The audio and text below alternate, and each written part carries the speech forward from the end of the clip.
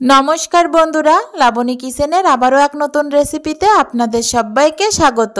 আজকে তৈরি করে দেখাবো সরিষা পাবদার একটি মজাদার রেসিপি। আর এই সরিষা পাবদাটা তৈরি করে দেখাবো সম্পূর্ণ অনুষ্ঠান বাড়ির মতো করে।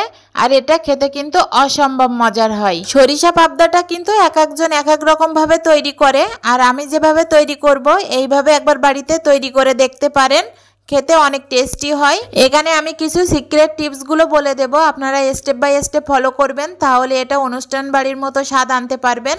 তো চলুন কথা না বাড়িয়ে রেসিপিটা শুরু করি। প্রথমে এখানে আমি একটা মিক্সিং জার নিয়েছি, এর ভিতরে আমি 10 থেকে 15টা মতো কাঁচা ঝাল দিয়ে দিলাম, আর 15 থেকে 16 কোয়া মতন আমি রসুনের কোয়া দিলাম, আর দিয়ে দিলাম 1 টেবিল চামচের মতো আদা কুচি, আর দিয়ে দিলাম বড় সাইজের একটা পেঁয়াজ কুচি, 2 টেবিল চামচের মতো কালো সরিষা, 3 টেবিল চামচের মতো সাদা সরিষা, আর 4 থেকে 5 টেবিল চামচের মতো টক দই। তারপরে দিয়ে দেবো এখানে 1 টেবিল চামচের মতো গোলমরিচ, দিয়ে এটা ভালো করে মিক্সিতে পেস্ট করে নেব।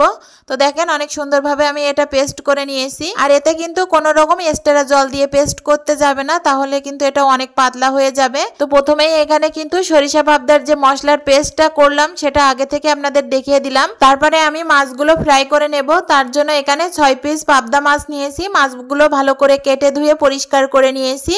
আর মাছগুলো কিন্তু অবশ্যই একটা সুতির কাপড় দিয়ে ভালো করে মুছে নেবেন, না হলে কিন্তু ভাজার সময় তেল ছিটকে গায়ে লাগতে পারে। তো মাছগুলো ভালো করে মুছে ধুয়ে নিয়েছি। তারপরে এখানে পরিমাণ মতো লবণ, পরিমাণ মতো হলুদ গুঁড়ো আর সামান্য একটু সরিষার তেল দিয়ে দিলাম, দিয়ে মাছগুলো ভালো করে মেখে আমি ম্যারিনেট করে নিয়েছি। তারপরে মাছগুলো আমি ফ্রাই করে নেব। তার জন্য প্যানের পরে কড়াই বসিয়ে এখানে পর্যাপ্ত পরিমাণ সরিষার তেল দিয়ে দিলাম। তেলটা যখন ভালো মতো গরম হয়ে যাবে তখন আমি এক এক করে মাছগুলো দিয়ে দেব। আর এই মাছটা ভাজার সময় অবশ্যই চুলা আঁচটা একটু লো করেই ভাজতে হবে, না হলে কিন্তু তেল ছিটকে গায়ে লাগতে পারে। আর পাবদা মাছগুলো যদি খুব দ্রুত এটা ভাজা ভাজা হয়ে যায় তাহলে কিন্তু এটা সরিষা পাবদা করলে একটুও খাওয়া যাবে না। মাছটা কিন্তু আমি একেবারে মুচমুচে করে ভেজে নেব না, জাস্ট হালকা হালকা লাল লাল করে আমি ভেজে নেব। তো মাছগুলো আমার তলের পাশ ফ্রাই করা হয়ে গেছে। এবার এটা আমি সাবধানের সহিত কিন্তু আস্তে করে উল্টিয়ে দেব যেন ভেঙে না যায়। পাবদা মাছের তলের পাশটা ভাজতে আমার 3 থেকে 4 মিনিট মতো টাইম লেগেছিল, আর উপরের পাশটা ভাজতে আমার 2 থেকে 3 মিনিট মতো টাইম লেগেছিল। তো মাছগুলো কিন্তু আমার ভাজা শেষ। এবার আমি তেল ঝরিয়ে তুলে নিলাম। মাছটা কিন্তু আমি একেবারে লাল লাল করে ভেজে নিইনি, একটু কাঁচা কাঁচা ভাব রেখে নামিয়ে রেখেছি। এইভাবে মাছগুলো ভেজে নিলে সরিষা পাবদাটা খেতে কিন্তু অনেক টেস্টি হয়।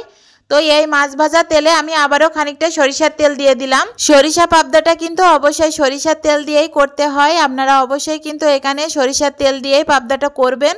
তো তেলটা যখন ভালো মতো গরম হয়ে যাবে আগে থেকে যে করা পেস্টটা ওইটা আমি তেলে দিয়ে দেব, দিয়ে একটু ভালো মতো কষিয়ে নেব। তো মেলাক্ষণ কিন্তু কষাবো না, তাহলে সরিষা পুড়ে কিন্তু তেতো ভাব চলে আসবে। তো বেশ আমি 1 থেকে 1.5 মিনিটের মতো একটু কষিয়ে নিলাম। তারপরে এখানে দিয়ে দিলাম 1/2 চামচ লবণ, 1/2 চামচ হলুদ গুঁড়ো, আর দিয়ে দিলাম সামান্য একটু চিনি।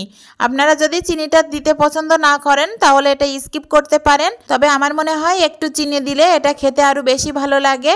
আর আপনাদের কাছে যদি অবশ্যই টক দইটা না থাকে এখানে গরুর দুধ বা টমেটো দিয়েও কিন্তু করতে পারেন। মশলাটা কিন্তু আমি বেশ কিছুক্ষণ আমি কষিয়ে নিয়েছি। তারপরে এখানে মশলা ধোয়া জলটা দিয়ে দেব। আর এখানে কিন্তু এক্সট্রা কোনো রকম জল দেব না, এই জলেই কিন্তু আমার গ্রেভিটা তৈরি হয়ে যাবে। তো দেখেন গ্রেভিটা কতটা সুন্দর হয়েছে। আর গ্রেভিটা যখন ফুটে উঠবে তখন আমি মাছগুলো এক এক করে দিয়ে দেব।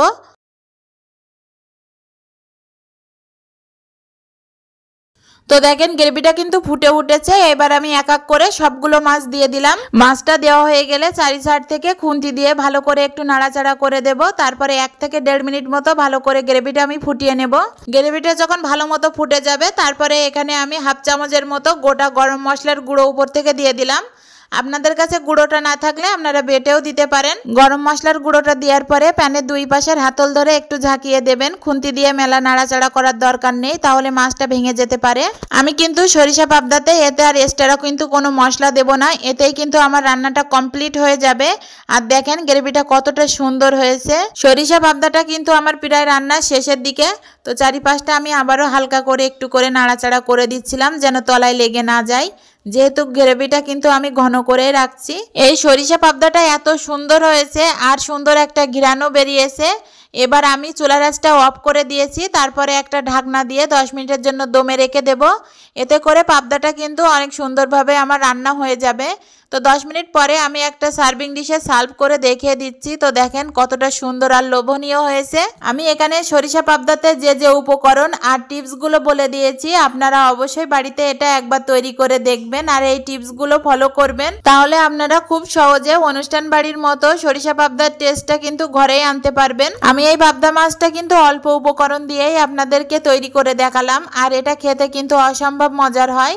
আমি বলছি বলে এটা না, আপনারা বাড়িতে একবার হলেও এটা ট্রাই করে দেখতে পারেন। আর যদি আমার এই ভিডিওটা ভালো লেগে থাকে অবশ্যই লাইক কমেন্ট শেয়ার করতে ভুলবেন না। চ্যানেলে নতুন হয়ে থাকলে সাবস্ক্রাইব করবেন, পাশে থাকা বেল আইকনটিতে ক্লিক করবেন নিত্য নতুন ভিডিও পেতে। ধন্যবাদ সকলকে।